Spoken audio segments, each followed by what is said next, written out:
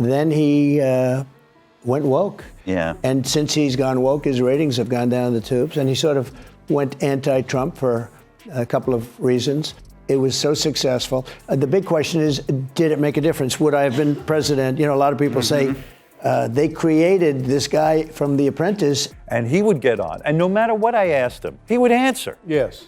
In a very sincere and thought-out way. I'd say, Donald, and I'd always call him Mr. Trump. He loved Trump and Howard Stern were best buddies for years, with Trump appearing on Stern's show over 39 times. Now Stern's turned those appearances into Trump's worst nightmare. We've got the most cringe-worthy clips where Trump rates women like they're contestants, talks about Melania like she's property, and says things about Ivanka that'll make your skin crawl. The friendship's dead, and Trump's losing it as Howard keeps the hits coming.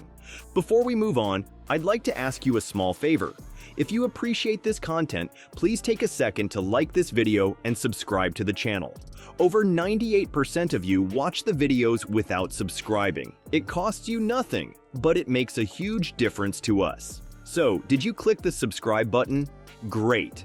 Thank you so much. Now, back to the video. Remember when Donald Trump and Howard Stern were thick as thieves? These two New York big shots used to be the ultimate bromance, the loudmouth real estate tycoon and the shock jock radio host giggling together like schoolboys sharing dirty jokes behind the gym. But like most toxic relationships, this one crashed and burned in spectacular fashion. Like Howard, I was on Howard Stern's show as much as anybody, and he was great at that time, and had The Apprentice for 12 years, 14 seasons, but 12 years, a lot of time. If I ask you some names, can you tell me who the great beauties are? He goes, first of all, straight face. The great beauties, Howard, are not actresses.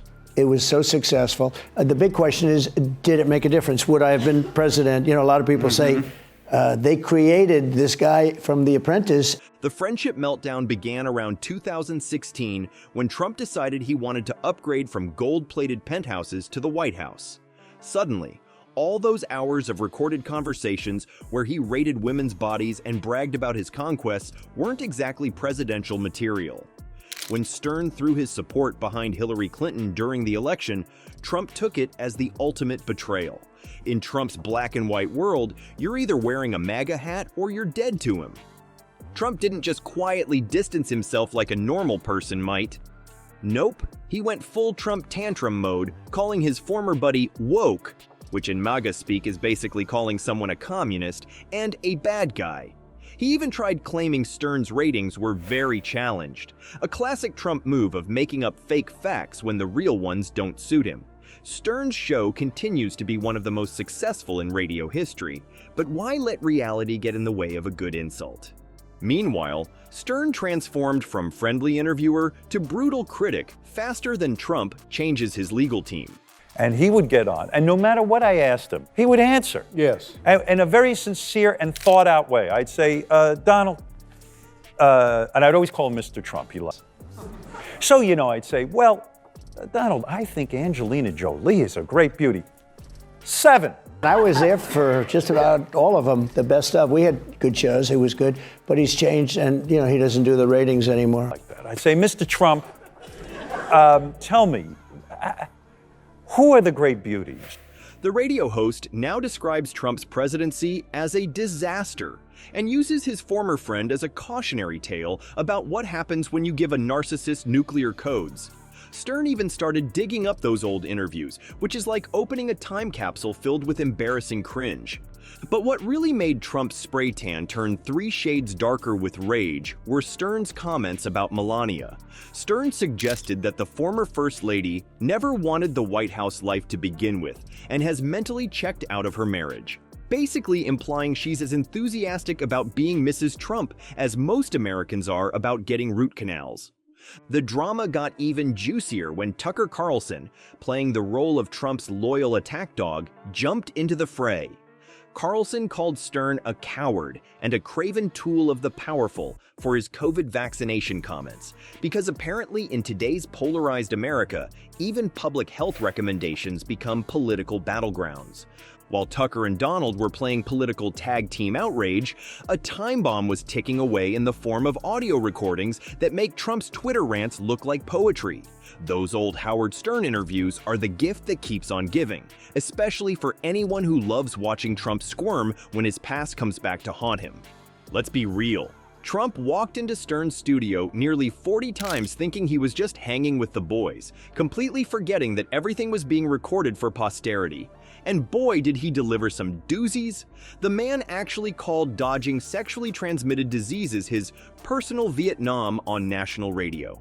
Not exactly the kind of patriotic statement you'd expect from a future commander-in-chief, right? Then he went woke. Yeah. And since he's gone woke, his ratings have gone down the tubes, and he sort of went anti-Trump for a couple of reasons. They wanted to renew me for 5 years. They were all set to do it, and I didn't want to do it. I said I wanted to run for president, and they wanted to do a 5-year extension. And I said, no, that's actually when I knew I was going to do it.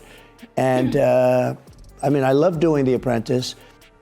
It's models and a lot of these girls who work in the, anyone who works in the entertainment industry, really, I've only seen 6s and 7s. But wait, it gets worse.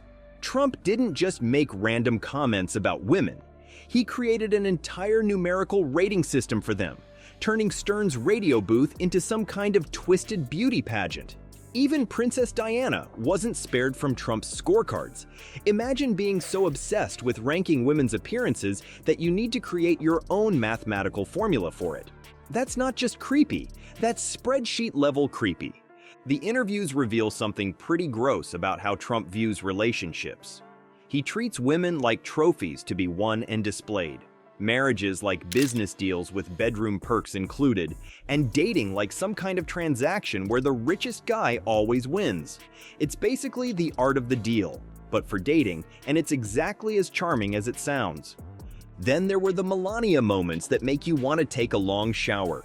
Trump would brag about his wife like she was the latest luxury add-on for his private jet. She's terrific in bed. Mark Burnett, who's a great guy, and the producer and all of the people from NBC, everybody came up to see me to talk me out of running. Mm-hmm. But I was on his show a lot. Yeah. In fact, he has a best of. Did you ever see the best of Howard Stern? I don't want to promote it necessarily, but To me, a guest who comes on and says anything that is in his mind is a great guest. I don't know if that's true because they chose me because of the success. They said it's not possible to win. Nobody's ever done that. I mean, and nobody ever gives up primetime show. It was a big hit. He once announced to millions of listeners before adding, "She wouldn't want me to say that." Gee, you think? Nothing says respectful husband quite like discussing your wife's bedroom skills on a radio show famous for strippers and fart jokes. The most jarring thing about these interviews isn't just what Trump said, it's how completely comfortable he was saying it all. These weren't gotcha questions or clever traps set by Stern. This was just Trump being Trump when he thought he was among friends who wouldn't judge him. What started as friendly banter on the airwaves has turned into a full-blown social media spectacle. The Trump-Stern feud is trending everywhere, with memes and video clips spreading faster than a Trump rally conspiracy theory. Every time another old interview resurfaces, Twitter explodes like it's found buried treasure. The internet has become an archaeological dig site where Trump's past comments keep getting unearthed, dusted off, and displayed for everyone to laugh at. These aren't just random clips, they're the digital ghosts that won't stop haunting the former president. In the end, Trump's learning a painful lesson about the internet. It never forgets, it never sleeps, and it absolutely loves a celebrity meltdown.